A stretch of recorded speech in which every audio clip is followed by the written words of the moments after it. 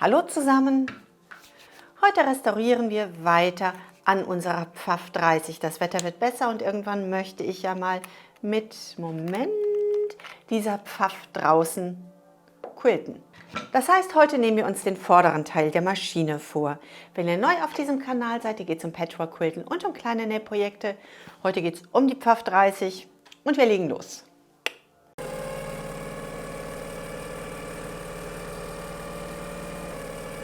Als erstes schrauben wir einmal unsere Schutzplatte ab. Und wir haben unseren ersten freien Blick auf unser Gestänge. Wenn wir uns unser Gestänge nun anschauen, wir gehen nicht hin und lösen diese Schraube.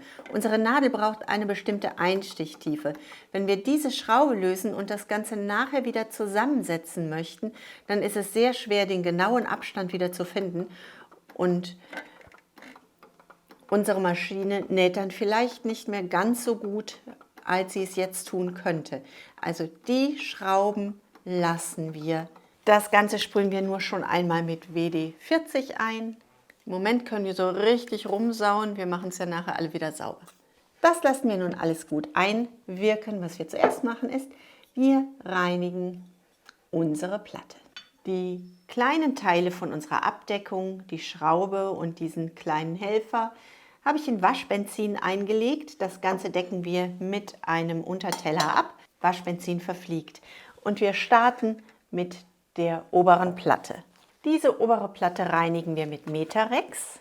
Metarex ist eine Putzwatte. Davon reißen wir ein Stück ab. Ups. So. Auch Metarex decken wir wieder ab, damit das nicht austrocknet. Und wir reiben einmal unsere Fläche gut ein. Da ist sehr viel alter Dreck drauf. Das dauert ein bisschen, bis wir das vernünftig eingerieben haben. Von allen Seiten. Das ist eine Baumwollscheibe, da können wir mit maximal 10.000 Umdrehungen polieren.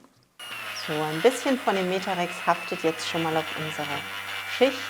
Mit welchen Poliermitteln ich genau arbeite, das verlinke ich euch unter dem Video. Zum Polieren kann man auch Polierpasten verwenden. Das möchte ich hier nicht machen. Meine Schicht ist schon angegriffen. Ich habe hier schon Risse in der Oberfläche und mit einer Polierpaste, da sind ganz feine Schleifkörper drin, die möchte ich hier gar nicht verwenden.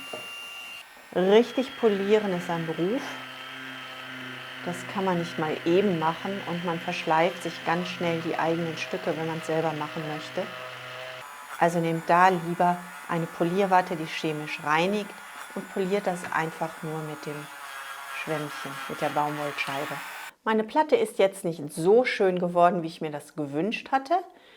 Allerdings mag ich auch nicht noch länger daran arbeiten, da hier Sprünge in der Beschichtung sind.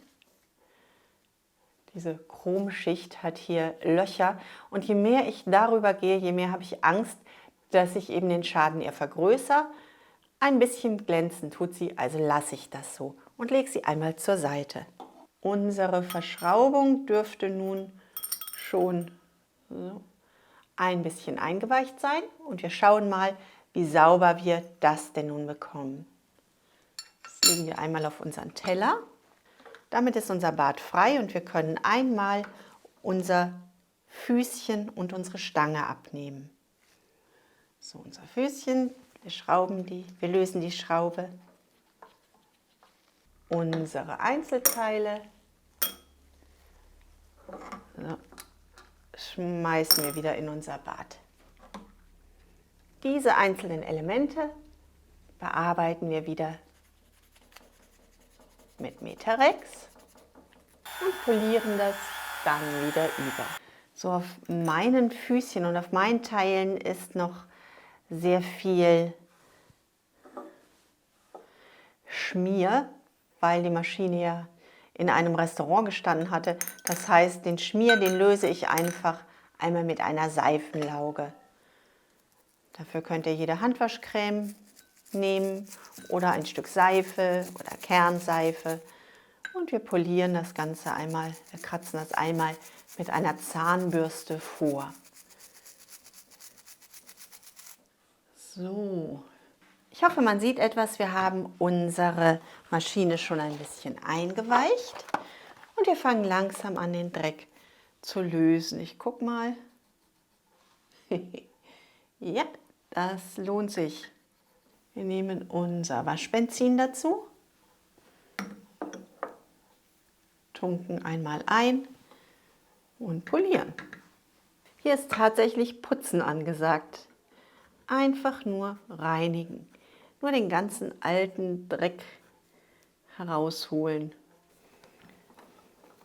Und die Mechanik hier, die läuft. Also reicht es, wenn wir sie reinigen.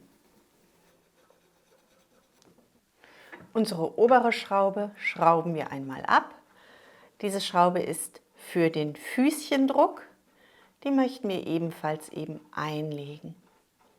Als nächstes reinigen wir unser Gestänge und das machen wir wieder genau gleich. So, das Ganze ist so verdreckt, dass wir das doch noch einmal in Lauge einlegen. Das ist ein bisschen schwer, natürlich, ist ja auch eine Feder, aber da steckt auch viel Dreck drin. Die Feder schmeißen wir mal eben in unsere Lauge. So, hier achte ich jetzt darauf, dass ich das nicht ganz sauber mache. Ich möchte diese Marke von der Feder behalten. So, was ich jetzt noch gerne machen möchte, ist, ich möchte dieses Element hier ein bisschen polieren. Das heißt, hier nehme ich wieder meinen Handschuh, nehme ein bisschen Metarex, reibe das hier einmal gut ein. Das ist wieder so ein Teil, das ich später gerne sehr stark poliert haben möchte, weil ich es außen gut sehe. Das heißt, okay, ich hätte 2 Handschuhe nehmen, polieren wir einmal.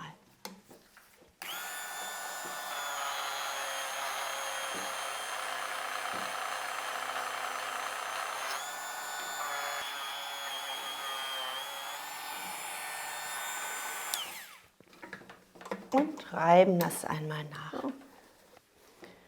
Hier reiben wir schon mal einmal die weißen Flecken ab. Lassen das Ganze noch offen, lassen es gut trocknen. Und wir reinigen unsere Kleinteile. Hey. So, wir hatten alle Teile in Lauge eingelegt und nun schauen wir uns das Ergebnis hier einmal an. Ist schon ganz sauber geworden. Und das war doch jetzt gar nicht schwierig. Wir polieren das noch mal einmal nach. Also gehen mit der Zahnbürste noch einmal drüber. So, wenn wir alle Teile gereinigt haben, so legen wir mal alles wieder so zusammen, wie es zusammen gehört, dann bauen wir unsere Maschine wieder zusammen. Wir starten mit der Schraube für unseren Füßchendruck. Die schrauben wir einfach wieder ein. Jetzt sehen wir schon unsere Feder, die presst sich schon wieder zusammen. Wir schauen nachher, wie viel Füßchendruck wir denn haben möchten.